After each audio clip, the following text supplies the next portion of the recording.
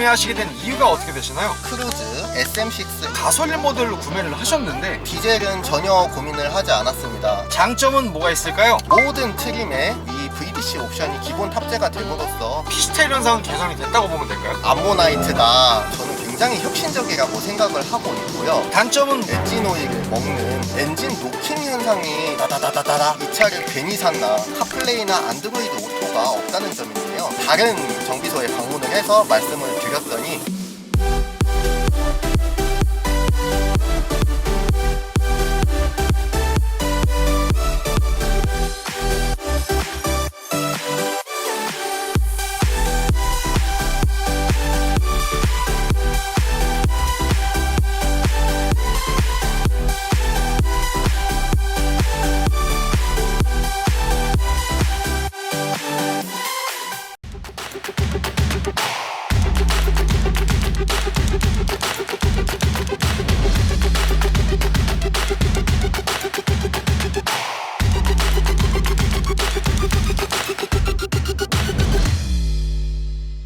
형님들 안녕하세요, 한기사입니다. 대한민국에서 준중형 차량의 대명사이자 국민 자동차로 불릴 만큼 오래된 역사와 더불어 가성비가 너무 좋은 차량인 바로 더뉴 아반떼 MD입니다. 혁신적인 디자인과 풍부한 장점을 바탕으로 더뉴 아반떼 MD 구매를 고민하시는 분들이 굉장히 많으실 텐데요. 그래서 더뉴 아반떼 MD 차주분을 만나러 세종특별자치시에 도착했습니다. 가볍게 자기소개 한번 부탁드릴게요. 안녕하세요. 한기사 유튜브 시청자 형님들 만나서 반갑습니다. 저는 세종특별자치시에 거주하고 있는 30대 초반의 더뉴 아반떼 MD 차주입니다. 한기사 유튜브 출연 신청을 하게 된 계기는 사실 한기사님을 실물로 뵙고 싶다는 사심이 굉장히 크게 작용을 했고요. 그리고 다른 유튜브 채널을 보더라도 아반떼 MD에 대해서는 굉장히 많은 영상들이 있는데 막상 더뉴 아반떼 MD에 대해서는 별 영상이 없어서 제가 출연을 해서 이런저런 정보를 좀 공유를 해드리면 좋겠다라는 생각이 들어서 출연을 결심을 하게 되었습니다. 차주님께서 지금 선글라스 쓰신 것부터가 거의 뭐 자동차 전문가 느낌이 무신 분이거든요.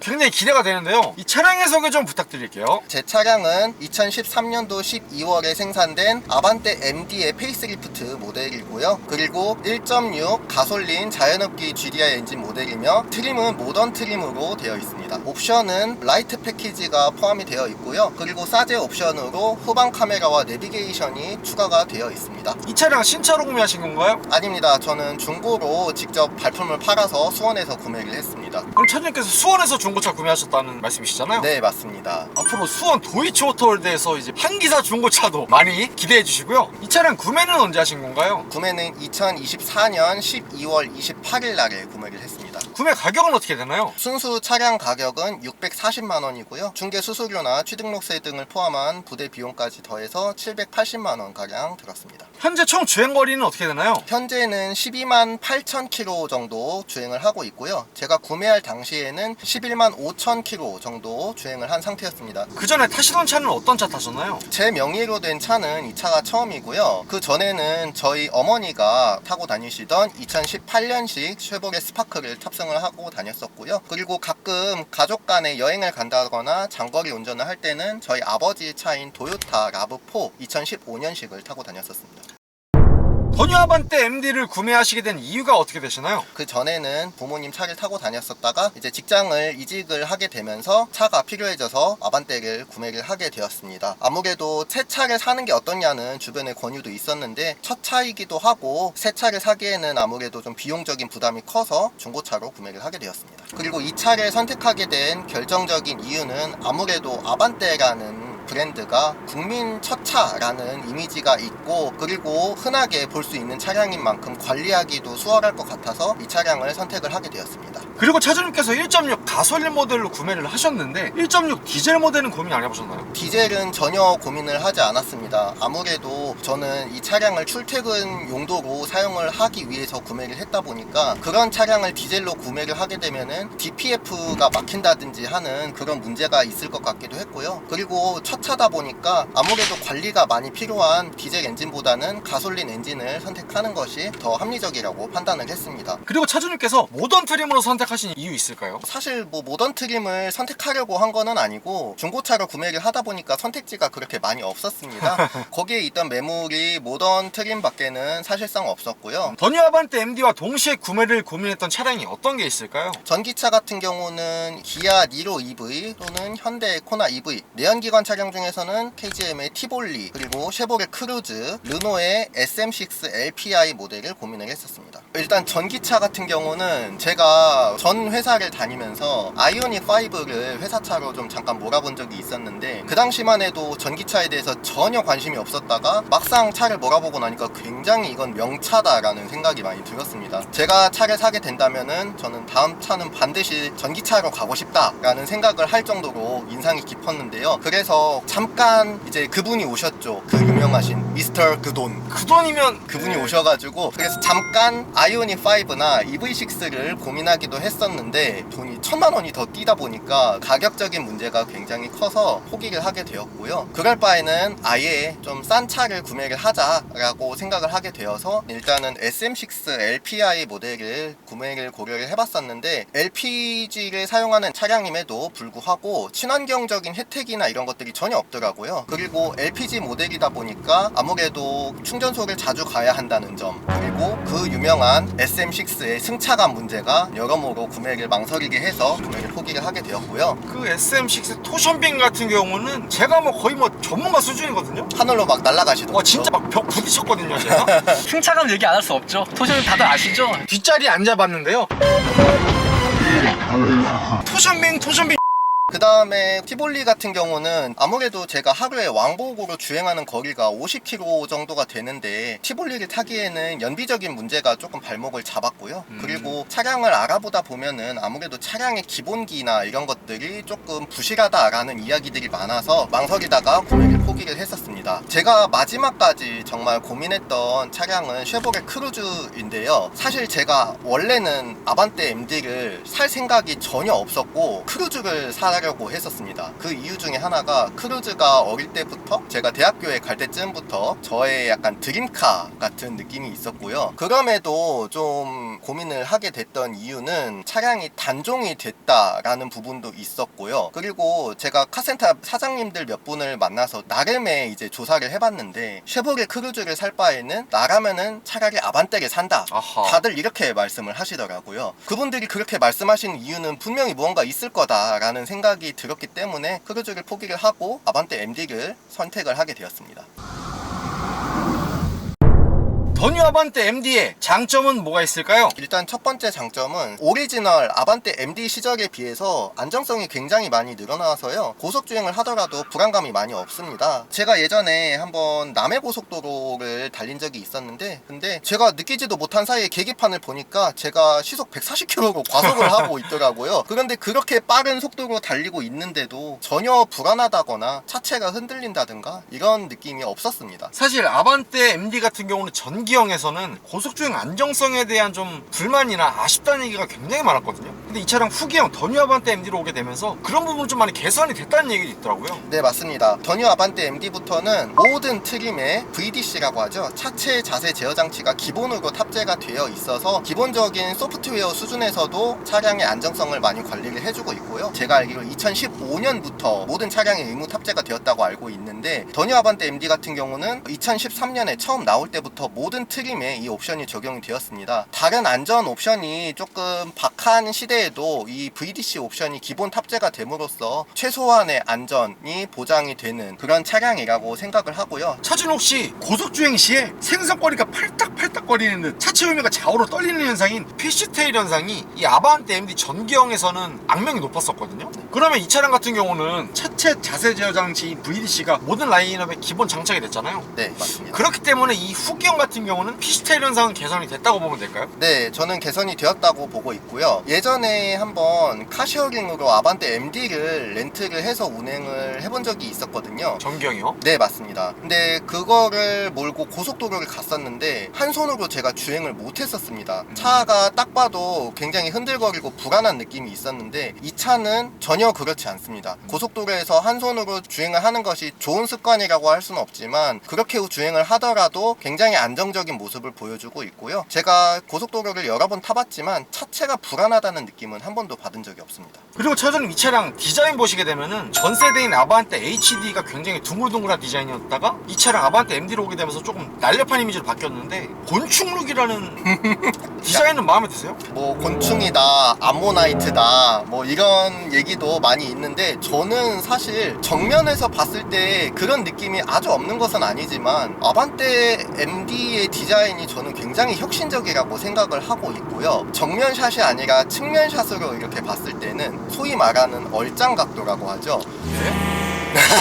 그런 각도를 잘 해서 봤을 때는 저는 아반떼 MD만한 디자인은 없다고 생각을 하고요. 한편으로는 저는 AD보다도 더 나은 디자인이지 않을까라고 개인적으로는 생각하고 있습니다. 아무래도 연식이다 보니 구형의 느낌이 없는 것은 아니지만 그렇다고 해서 구식이라는 느낌은 들지 않는 그런 디자인이라고 생각하고 있습니다. 그리고 저는 실내 디자인도 마음에 드는 디자인이라고 생각을 하는데요. 사실 아반떼의 실내 디자인은 냉정하게 평가를 하자면 특출난 디자인은 없습니다. 다만 MD 시절에 비하면은 조금 이상한 위치에 있었던 중앙 송풍구가 좀 제자리를 찾은 느낌이 들고요. 그리고 그 외의 디자인도 특별히 시대를 타지 않는 보편적인 디자인으로서 인정받을 수 있지 않을까? 전기형 아반떼 MD가 좀 송풍구 위치가 이상했었나요? 네, MD의 송풍구는 스마트 키가 위치하고 있는 이 위치에 있어가지고 좀 이상한 위치였습니다. 그런데 더 뉴 아반떼 MD는 위쪽으로 그 송풍구가 올라오면서 이제야 제 자리를 찾았다라는 생각이 들게 만들고 있습니다. 또 다른 장점은 뭐가 있을까요? 생각보다 힘이 좋고 굉장히 쭉쭉 잘 나간다는 점이 있을 것 같습니다. 아무래도 1.6L 자연흡기 엔진이다 보니까 준중형 엔진이 잘 나가봤자 얼마나 나가느냐 하시는 분들이 좀 계신 것 같은데 막상 타보면은 굉장히 잘 나가고요. 특히나 제가 이전 차량으로 저희 어머니의 스파크를 몰다 보니까 더 역체감이 크게 느껴지는 것도 있는 것 같지만 그걸 감안하더라도 시원시원하게 잘 나가는 주행성을 꼽고 싶습니다. 그리고 다음 장점이라고 한다면 승차감이 생각보다 좋다라는 말씀을 드리고 싶습니다. 준중형 차량이면은 아무래도 중형 차량 이상과 비교하면은 승차감이 나쁠 수밖에 없는 것이 일반적인 상식인데요. 그럼에도 불구하고 준중형에서 이 정도 승차감이면은 굉장히 만족스럽지 않나 라는 생각이 들고요. 토션빔 서스펜션을 장착을 했다는 거를 저는 차량을 구매를 하고 나서 알았는데 플라시보 효과인지는 모르겠지만 그 전에는 전혀 승차감에 아무런 불만이 없었고 그걸 알고 난 이후에도 이게 토션빔인가?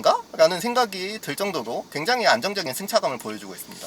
사실 SM6 때문에 토션빔에 대한 악명이 높아지긴 했는데 물론 멀티링크가 더 좋기는 해요. 좋긴 하지만 토션빔도 세팅에 따라서 승차감의 차이가 분명히 있거든요. 그렇기 때문에 너무 토션빔이라고 네 SM6 차주님들 죄송합니다. 그리고 또 다른 장점은 이거는 거의 현대차의 마법이라고 생각하는데요. 굉장히 넓은 실내 공간이라고 생각합니다. 아반떼의 실내 공간은 이게 과연 준중형이 맞나 라는 생각이 들 정도로 굉장히 넓다고 생각을 하고요. 제가 생각보다 뒷자리에 이제 가족이나 직장 동료들을 태우고 다닐 일이 많이 있는데 실내 공간이 좁다는 이야기는 한 번도 들어본 적이 없습니다. 그리고 실내 공간과 더불어서 트렁크도 굉장히 넓다고 생각을 하는데요. 처음에 트렁크를 열었을 때는 거의 이거는 운동장이 아닌가 라는 생각이 들 정도로 굉장히 넓다는 생각이 많이 들어서 지금도 그 트렁크 공간을 다 쓰지를 못하고 있습니다. 그리고 차주님께서 더 뉴 아반떼 MD 타고 계시면서 마음에 든다 하시는 옵션들 있을까요? 더 뉴 아반떼 MD에서 가장 마음에 드는 옵션은 라이트 패키지 옵션인데요. 사실 저는 라이트 패키지 옵션은 이게 뭐 그렇게 대단한 옵션인가? 라고 생각을 했었습니다. 그런데 처음에 차량을 구매를 할 때 딜러분께서 이 차는 라이트 패키지가 장착이 된 옵션이다 라면서 굉장히 자랑스럽게 말씀을 하시길래 그런가 보다 했는데 도로를 다니면서 우연히 그 패키지가 장착이 안 된 똑같은 더 뉴 아반떼 MD를 봤었는데 차이가 너무 심한 거예요. 와, 이것이 라이트 패키지의 힘인가? 라는 생각이 들 정도로 굉장히 만족스럽게 느껴지는 일종의 역체감이었죠. 그 라이트 패키지 들어가면 무슨 차이가 있어요? 헤드램프가 국수 헤드램프가 들어갑니다. 그리고 조명이 조금 더 밝은 흰색으로 바뀌고요. 그리고 후미등 같은 경우는 LED가 장착이 되면서 조금 더 시인성이 밝아지고 또 멋스러운 디자인을 보여주고 있습니다. 그 다음으로 마음에 드는 옵션은 스마트키 자동 감지 옵션이라고 생각을 하는데요. 이 당시에는 사실 스마트키라는 옵션이 보편화된 지 얼마 안 됐을 시절인데, 스마트키를 가지고 차량에 접근을 하게 되면은 사이드미러가 자동으로 펼쳐지고요. 제 동생이 아반떼 HD를 운전을 하고 있는데 그 차에는 스마트키가 없거든요. 그래서 매번 가방에서 이제 차키를 꺼내서 키를 꽂아야 하고, 그리고 차키가 무릎 언저리에서 덜그럭덜그럭 거리면서 무릎을 건드리고 하는 그런 부분이 좀 많이 불편할 것 같다는 생각이 드는데, 이 차는 그런 게 전혀 없이 굉장한 편리함을 제공을 해주고 있다고 생각합니다. 그리고 크루즈 컨트롤 옵션인데요. 이 차는 아쉽게도 연식인 만큼 스마트 크루즈 컨트롤은 장착이 되어 있지 않습니다. 그래서 일반 오토 크루즈 컨트롤만 장착이 되어 있는데요. 그럼에도 불구하고 이 옵션도 생각보다 쓸만하다라고 말씀을 드리고 싶습니다. 특히나 구간 단속 구간에서는 저도 모르게 과속을 하거나 할 때가 많이 있는데, 이 크루즈 컨트롤 기능을 사용을 함으로써 과속을 막고 간혹 가다가 떨어질 수 있는 5만원 벌금을 예방할 수 있는 그런 효과도 있다고 생각을 합니다. 마지막으로 마음에 드는 옵션은 뒷자리에 송풍구가 있다는 것이 굉장한 장점인 것 같습니다. 사실 저희 가족이 생각보다 현대차와는 인연이 별로 없는데요. 저희 아버지가 탔던 제일 첫 차가 90년에 나왔던 대우 티코였고, 그 다음으로 기아 크레도스를 구매를 했었는데, 그 차량은 물론이거니와 현재 타고 있는 라브4나 스파크도 뒷자리는 송풍구가 없습니다. 이 차는 10년도 더 전에 나온 차량임에도 불구하고 뒷자리 송풍구가 있어서 더운 여름이나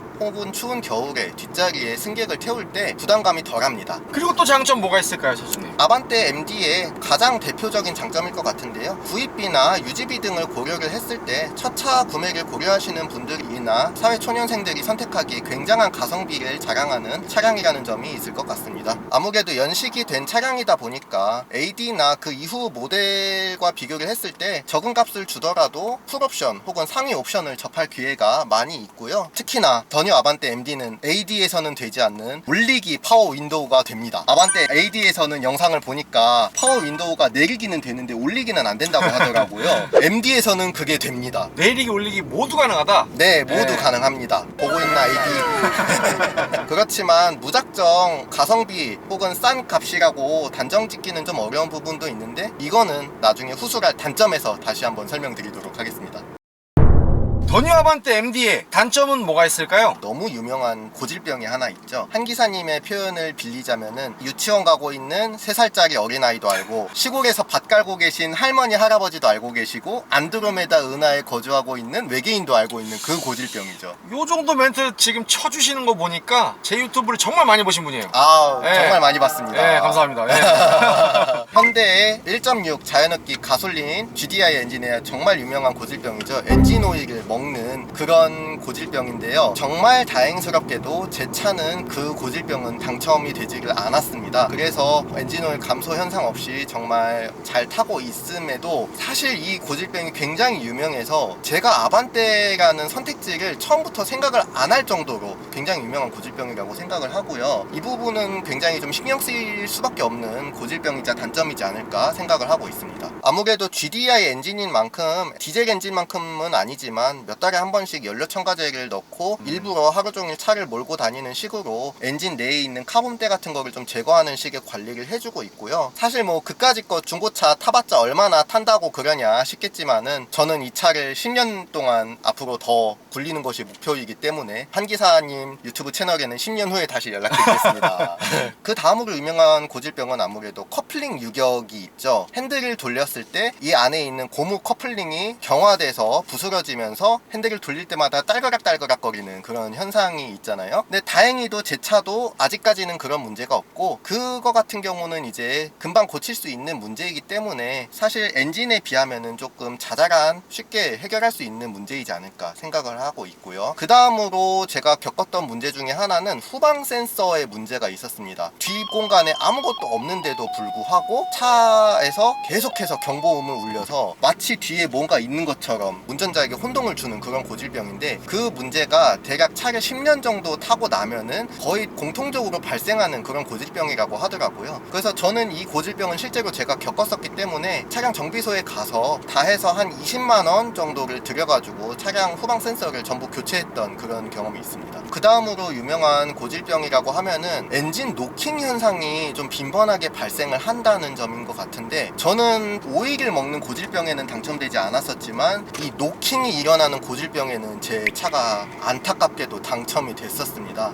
사실 한기사님 채널에 출연을 결심을 하게 된 이유 중에 하나가 이 엔진 노킹 현상에 대해서 정보를 공유를 해드리고 싶다는 생각이 있을 정도로 저한테는 굉장히 큰 일이었습니다. 엔진 노킹 현상이 주로 한 7만 킬로미터 이상 차량을 운행을 했을 때 많은 차량에서 일어나는 현상이라고 하는데, 차에 이제 힘이 필요한데 좀 힘이 딸리는 순간, 예를 들면은 가속을 좀 세게 해야 한다거나 언덕길을 오른다거나 할 때 엑셀을 밟으면은 엔진 쪽에서 다다다다다다 하는 소리가 들리는 현상이 있습니다. 특히나 날이 따뜻해지는 3월 이후에 에어컨을 켜기 시작하면서 그 현상이 굉장히 심해졌습니다. 그래서 그 현상을 해결을 하고자 불스 원샷 같은 오일 첨가제도 넣어보고 카본 제거를 한다고 수십만 원씩 돈을 써가면서 정비도 받아봤는데 해결이 되지를 않더라고요. 그러다가 인터넷에서 우연히 ECU 업데이트를 받으면은 해결이 된다라는 이야기를 듣고 현대차 파란손을 방문을 했는데, 거기서는 아무것도 업데이트를 할 게 없다는 거예요. 그러면서도 일단 왔으니까 공인비는 내고 가라 라고 이야기를 해서 제가 꽁돈 10,000원을 그냥 거기다가 헌납을 하고 온 일이 있었거든요. 정말 이 차를 괜히 샀나 엄청나게 후회를 할 정도였는데, 다시 좀 정보를 찾아보니까 업데이트를 해야 하는 내용을 정확하게 이야기를 해야 한다고 하더라고요. 정확한 멘트가 노킹 개선 368 점화시기 조정 ECU 업그레이드라고 이렇게 정확하게 거기서 말씀을 드려야 하고요. 그리고 파란손도 아무데나 가면 안 되고 조금 규모가 있는 그런 곳으로 가야 한다고 팁을 전달을 받아서 제가 이번에는 다른 정비소에 방문을 해서 말씀을 드렸더니 33,000원에 ECU 업데이트를 해주셨고, 어쨌든 이 업데이트를 받으면서 해결을 해서 지금은 다행히도 만족스럽게 차를 타고 있습니다. 그리고 그 다음 단점으로는 차량의 뽑기 운이 가성비를 좌우하는 굉장히 큰 부분이지 않은가 싶은데요. 연식도 연식이거니와 사회 초년생들이 많이 타는 차량이다 보니까 중고차 시장에서 구매를 할 때 생각보다 사고차가 많은 편입니다. 흔히들 기아 K5를 보고 과학 오호기라고 이렇게 말씀하시는 분들이 있는데, 비율적으로만 따지면은 아반떼도 그에 못지 않은가라는 생각이 들 정도로 사고차가 많은 편이고요. 그리고 사고차가 아니라고 하더라도 오래 탄 차량이다 보니까 자잘하게 정비할 부분이 많이 있습니다. 그래서 구매 가격만 생각하고 구매를 덜컥 하셨다가는 생각보다 많은 정비비가 나갈 수 있어서 그 부분은 좀 단점이라고 생각을 하고요. 만약에 좀 비용을 줄이고 싶으신 분들이라면은 중고차로 구매하시고 한 달 이내 혹은 2,000km 주행거리 이내일 때에는 중고차 보증 기간이 적용이 되기 때문에 중고차 보증을 이용하시면 도움이 될 거라고 생각합니다. 근데 보통 말씀하셨던 것처럼 중고차 성능 보증 보험이 보통 30일 혹은 2,000km 이내일 때 그 성능 보증 보험을 받을 수가 있거든요. 그런데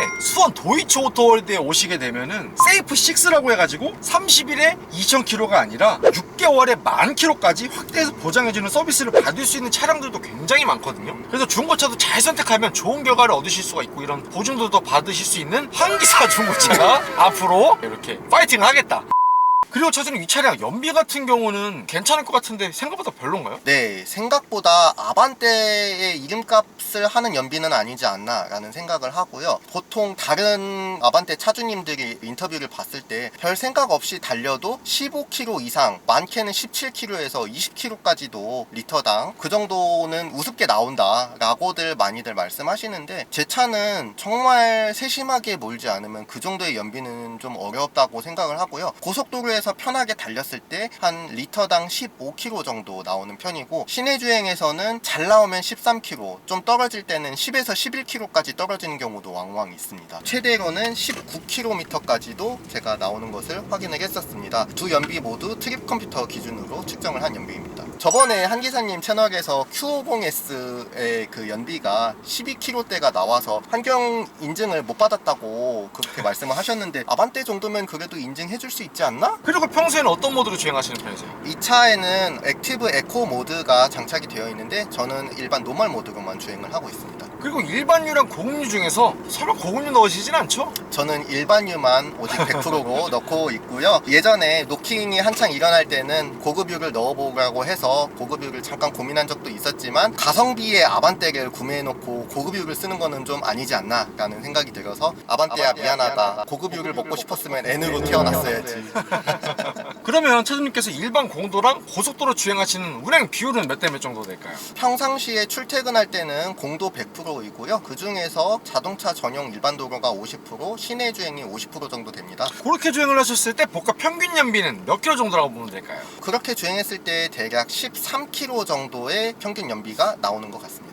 그리고 제가 평소에 주유를 하는 습관은 주행 가는 거리가 100km 이하 정도, 트립 컴퓨터 게이지 상으로 잔여량이 한 20% 정도 남았을 때 주유를 하는 편이고요. 4만원 내지 5만원 이렇게 정액으로 주유를 하는 편입니다. 그렇게 주유를 했을 때 대략 80%에서 90% 정도 주유가 되고요. 주유 금액 대략 1,590원 정도 기준으로 했을 때 주행 가는 거리는 대략 500km 남짓 나오고 있습니다. 또 다른 단점은 뭐가 있을까요? 저는 그 다음에 단점은 미션이라고 생각을 하는데요. 사실 아반떼 MD의 미션은 일반 오토 미션이고 그 악명 높은 CVT나 DCT 미션이 아니기 때문에 미션이 뭐가 문제지? 라고 말씀을 하시는 분들이 많이 계실 것 같은데요. 미션 자체는 큰 문제가 없습니다. 다만 미션 세팅이 좀 아쉬운 부분인데요. 이 미션이 고단을 너무 빨리 mov니다. 그래서 얘가 조금 주행을 한다 싶으면 바로 고단으로 올라가 버리니까 연비 측면에서는 좋은 점이 있지만 언덕배기를 오르거나 가속을 해야 될 때는 얘가 좀 정신을 못 차리는 상황이 가끔 발생을 합니다. 아무래도 연비 위주의 세팅을 해서 그런 것 같기는 한데 이게 문제가 이렇게 되면은 미션보다 엔진의 부하가 많이 걸리면서 아까 말씀드렸던 노킹 문제가 더 금방 발생하는 그런 일이 있다고 하더라고요. 그래서 이 미션에 대한 세팅은 좀 개선이 필요하지 않나 라는 생각을 하고요. 그러면 차주님께서 써보니까 좀 아쉽다, 없어서 좀 부족하다 하는 기타 옵션들이 있을까요? 그리고 없어서 아쉬운 옵션 중에 하나는 통풍 시트인데요. 제가 더위를 좀 많이 타다 보니까 통풍 시트가 없으면은 등에 땀이 많이 차서 좀 힘든 부분이 있습니다. 더뉴 아반떼 MD 같은 경우에도 시트 패키지 옵션을 추가를 하게 되면 통풍 시트가 달리는 것으로 알고 있는데 아쉽게도 제 차에는 시트 패키지 옵션이 장착이 되질 않아서 통풍 시트는 없습니다. 그리고 차량의 연식이다 보니 안전 관련 옵션이 좀 많이 미흡한 편입니다. VDC가 기본 장착이 된 점은 굉장히 장점이라고 생각하지만 TPMS라든지 AED라고 하죠. 자동 제동 장치가 없는 것, 그리고 측후방 센서나 전방 센서가 없는 그런 부분도 좀 아쉬운 점이라고 생각을 하고 있습니다. 그 다음으로 아쉬운 부분은 팔걸이가 없다는 점입니다. 이 차를 보시면은 가운데 콘솔 박스가 있기는 한데 좀 뒤쪽으로 밀려 있고요. 그리고 이제 위치가 좀 낮게 되어 있다 보니까 제가 키가 작은 편인데도 불구하고 팔꿈치가 닿지가 않습니다. 그래서 사실상 팔걸이가 없는 것이나 마찬가지여서 그 부분도 아쉬운 점이라고 생각하고 있습니다. 그리고 수납 공간의 아쉬움도 있는데요. 센터패시아 하단부에 수납 공간이 있기는 한데 USB를 꽂는 단자 부분이 툭 튀어나와 있어서 겉보기와는 다르게 생각보다 수납하기가 어렵습니다. 그리고 컵홀더 같은 경우도 가운데에 두 개가 있는데 아무래도 컵홀더가 기어봉 뒤쪽에 있다 보니까 기어봉을 잡고 가다 보면은 커피 같은 거를 타왔을 때 빨대가 계속 팔에 걸립니다. 그리고 마지막으로 없어서 아쉬운 옵션이라고 하면은 카플레이나 안드로이드 오토가 없다는 점인데요. 이 차가 나오던 당시에는 카플레이나 안드로이드 오토 같은 것은 아예 생각조차도 하기 어려운 시절이었기 때문에 어쩔 수 없다고 생각은 하지만 현재 중고차로 운행을 하는 입장에서는 아쉬운 부분이라고 생각을 하고 있고요. 그래서 제가 그 부분 같은 경우는 직접 싸제로 안드로이드 오토 모니터를 장착을 해서 쓰고 있습니다.